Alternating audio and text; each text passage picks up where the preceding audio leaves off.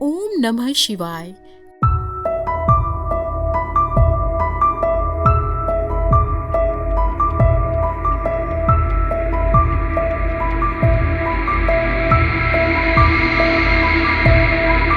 Namaste and welcome to a soul string journey through the spiritual heart of India.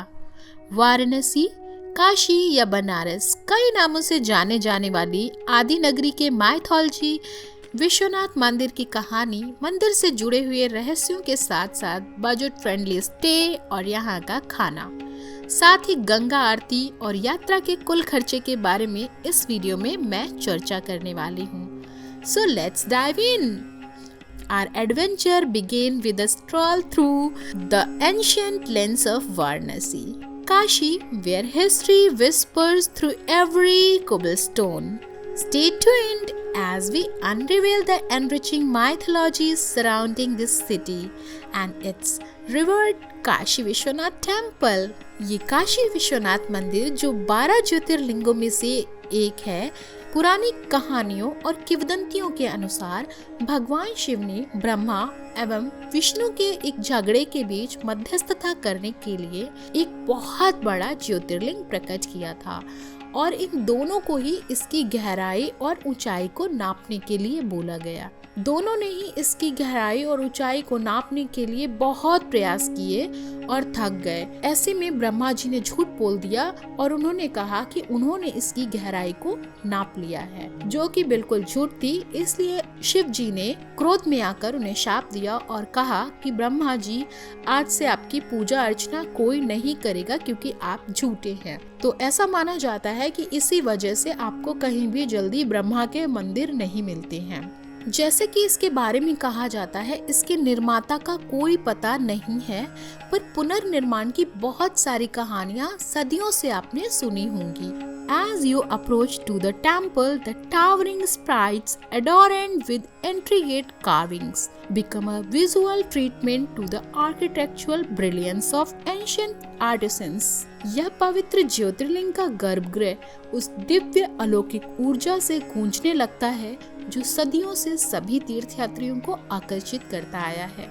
चलिए अब बात करते हैं यहाँ जाने के लिए ट्रेवल कॉस्ट की, यानी बजट स्टे के बारे में हम बात करेंगे। बनारस में काफी सारे बजट स्टे ऑप्शन तो हैं ही, साथ ही आप 3 स्टार और 5 स्टार होटल्स के स्टे ऑप्शन को भी ऑप्ट कर सकते हैं। But for budget travellers, Varanasi offers a plethora of accommodation choices, from cozy guest houses in the heart of the city, affordable houses with a cultural vibe। तो अब आपको choose करना है कि आप क्या प्रेफर करते हो।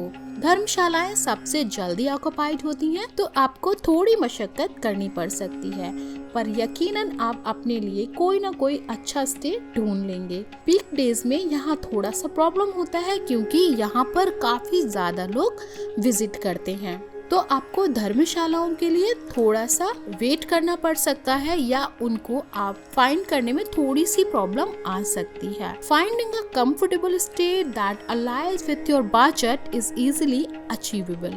अभी हम बात करेंगे खाने में यहाँ पर क्या क्या ऑप्शंस हैं।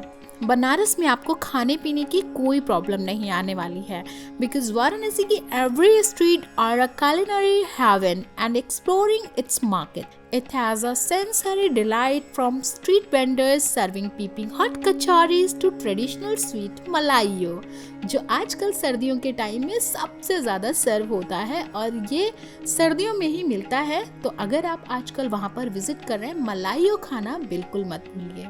And good part is the local cuisines is a blend of flavors that won't burn a hole in your pocket। तो अगर आपको अपनी जेब की परवाह है और आपको अपनी जेब हल्की नहीं करनी है और आपको साथ ही बहुत ही जबरदस्त स्वाद चाहिए, तो बनारस से अच्छा ऑप्शन कुछ भी नहीं है। यहाँ पर आपको स्वीट्स की वैरायटी ऑफ स्वीट्स मिल जाएंगी, आपको स्वीट्स की कोई कमी नहीं होने वाली है। और अगर आप बनारस जा रहे हैं तो राजबंधु या फिर क्षीर सागर आपके लिए मस्ट विजिट प्लेस होनी चाहिए। और अगर आप छेने के शौकीन हैं तो यहाँ के रसगुल्ले ट्राई करना बिल्कुल मत भूलिए। साथ ही बनारस अगर जा रहे हैं और आपको टमाटर चाट आपने नहीं खाई तो आपने कुछ भी नहीं खाया, तो यानी आपको बनारस में टमाटर चाट तो टेस्ट करना ही है। साथ ही आप ठंडाई भी यहाँ पे पी सकते हैं अगर आप गर्मियों के टाइम में आते हैं, क्योंकि यहाँ की ठंडाई बहुत ही ज्यादा डिलीशियस होती है। खाने के अंदर आपको साउथ इंडियन से लेकर नॉर्थ इंडियन तक सब कुछ मिलता है, वो भी इतना टेस्टी और इतनी कम कीमत में। क्वालिटी वाइज इतना अच्छा फूड है कि अभी आपका पेट तो यहाँ पे भरना ही है और आपका जो मन है ना वो बार बार आपको परेशान कर देगा नई चीजें चखने के लिए। और अब तक आपने अपने दर्शन कर लिए हैं, पेट पूजा कर ली है, थोड़ा रिक्शा से आप घूम सकते हैं इस सिटी को, क्योंकि यहाँ पर ना रिक्शा बहुत इजीली मिल जाते हैं और आप हैंड रिक्शा या फिर ई रिक्शे से ही पूरा शहर घूमें तो आपके लिए अच्छा होगा, क्योंकि बनारस गलियों का शहर है मेरे भाई। और उसके अलावा आप थोड़ा पैदल भी घूम सकते हैं, बट यहाँ की गलियों में ना ऐसे गुम हो जाएंगे आप कि आपको अगली गली का कुछ पता नहीं चलने वाला है। तो अब अगर आपने दर्शन कर लिए हैं, बनारस को घूम लिया है और पेट पूजा भी हो गई है, तो शाम को आप सनसेट के टाइम पे घाट पे आराम से बैठ जाइए और गंगा आरती का मजा लीजिए, because no visit is complete without witnessing the Ganga आरती.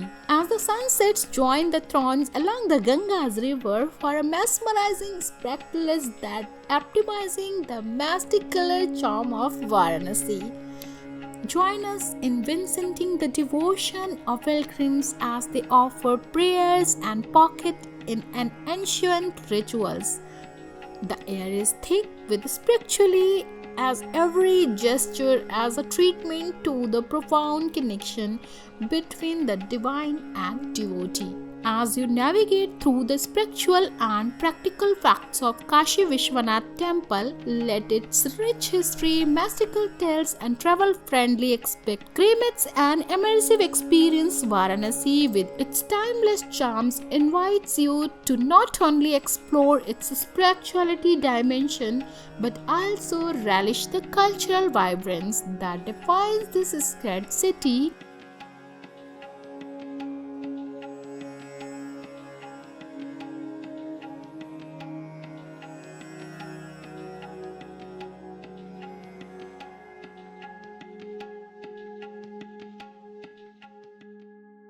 ये पौराणिक शहर अध्यात्म स्वाद की यात्रा भर नहीं है, आपके जीवन का एक बहुत ही अनूठा अनुभव होने वाला है। यहाँ की गलियों में घूमने के लिए आप रिक्शे का इस्तेमाल करते हुए अपने पुराने डेज में, ओल्ड डेज में वापस चले जाते हैं और यहाँ का स्वाद घर आने के बाद भी आपकी जबान से नहीं उतरेगा।